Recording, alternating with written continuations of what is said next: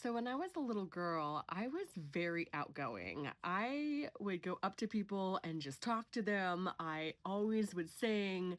I just was overly friendly all of the time. And I had this memory where I was in the bathtub. I was like a little girl, and my mom was bathing me, and I was singing like normal on the top of my lungs.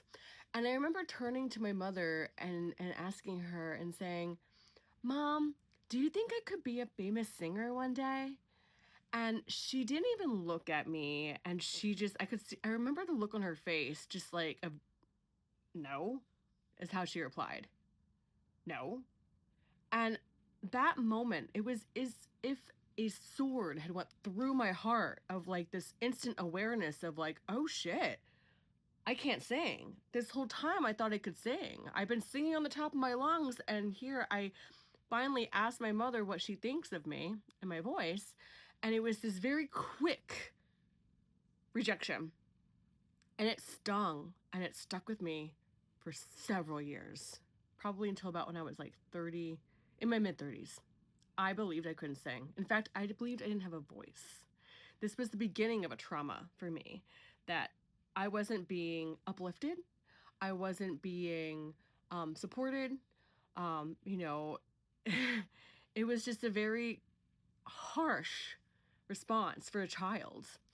And, I as I grow up and older and I realized the dynamic of my household and who my mother really was, it was an impression on me as to how I was going to choose my life, right? It's like a template. Your parents are the template.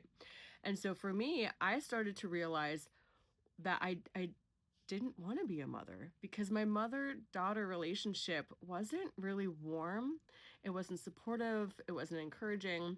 My mother did the checklist thing of what you do as a mother, but she wasn't very warm and wasn't very supportive for most of my life. And you would put me down or tell me I was too much or just constantly just not praise me.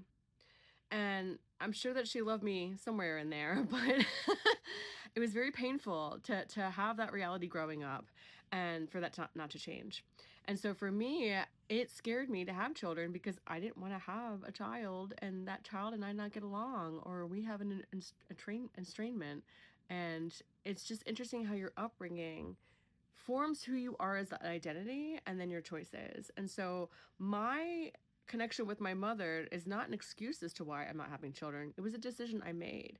And it's everything that I've had to do with my mother was work and for myself. And it might not have repaired my relationship with her before she passed, but it really is my responsibility of how I would do the work within myself. So everyone has a choice if you're gonna have children or not, and everyone has a different upbringing of if it was a loving household or not. And so these are like reflections to really think about and review as you make these big choices in your life. Some people have horrible backgrounds and they don't want to have children. Some people have horrible backgrounds and they want to have a family to make up for their past.